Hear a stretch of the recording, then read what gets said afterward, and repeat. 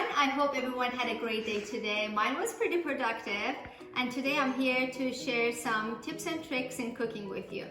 Today we're gonna make a Persian soup, which we call ash. And actually I have to give the credit to my mother-in-law for this recipe because it is an unusual recipe which you don't see in recipe books. It's called squash and green split pea soup. So what we're gonna do, we're gonna actually use a large onion and we cut it in half, and then we chop the onion very finely, not big slices, because it's really important for it to, actually I'm gonna have to put my glasses on, to make it very fine. And then once you cut it lengthwise, then you go ahead and you cut it from the other end to make it really into smaller pieces. So what you do next is that you put about 2 tablespoons of olive oil on the bottom of the pot, and you transfer your onions in there. See, we have a lot of onion, and you do need to have a lot of onion in this recipe. And then you saute it for about maybe 10 minutes. We don't want it to be fried. We just want it to be translucent and cooked a little bit. While your onions are getting sauteed, you need about 8 squash, about this size.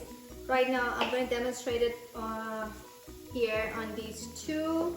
You're going to cut the ends and then cut the squash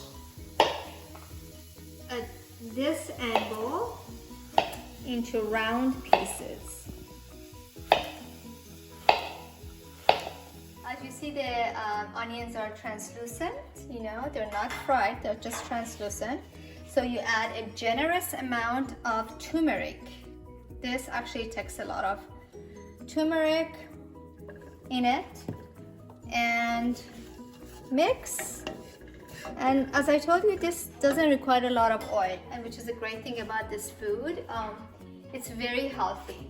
And then when you do that, after that you add your zucchinis to the onions. Add a little bit of more olive oil, and you saute them together.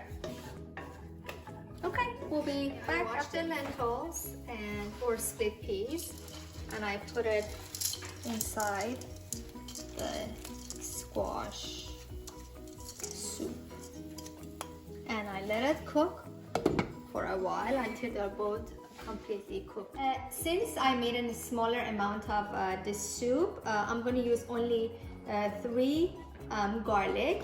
We're going to grate them, and after we grate them, we want to make a mixture of garlic, sauteed garlic, with dried mint, which is a very typical combination for a Persian rice.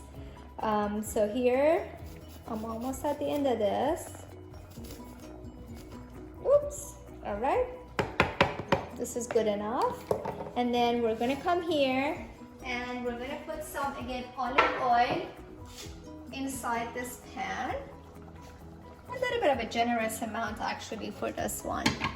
And we're gonna turn the heat on and saute our garlic here. Now, if you're a garlic lover, you can do much more than this, depending. It's really what you like. The amount is up to you.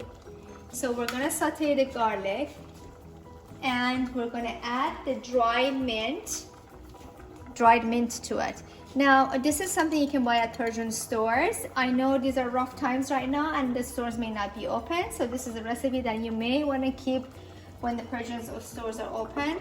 And also we're gonna use another ingredient that is called Kashk. Basically, this is a garlic is sauteed. We add a little bit more turmeric to to our sauteed garlic. And then we are going to add dried mint to it. And then when you do that, you need to actually break down the mint so it's not as coarse. And then you mix it with the garlic. So this is our garlic mint mixture. We can add a little bit of more mint because it makes the ash very aromatic. This is the consistency of our soup. If you can, Yuraj, can you come closer? Yes. So you see, it does not look that pretty, but I promise you this is a very tasty ash and very healthy ash. So we add the garlic and mint to the ash, and then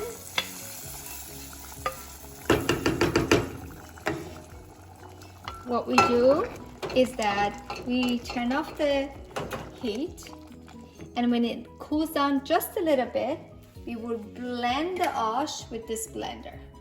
After you blend it, so all of these squashes that are a little bit big in there, they all become blended, and you actually don't see them anymore. Don't blend it too much. And then the last step and the most important step is to add Kashk. Kashk is a the pasteurized cultured milk, and you can find it at Persian stores. But again, it's something that it can also be prepared at home, but it's difficult. When this cools down, you add a couple of tablespoons of Kashk to it, and then you mix it. Then it's ready to eat. I'm gonna add actually 1 tablespoon right now. See, and the color will turn a little bit whitish, creamish. And as I told you, you will add salt and pepper to taste. And this is a very, very yummy soup. And I hope you enjoy it.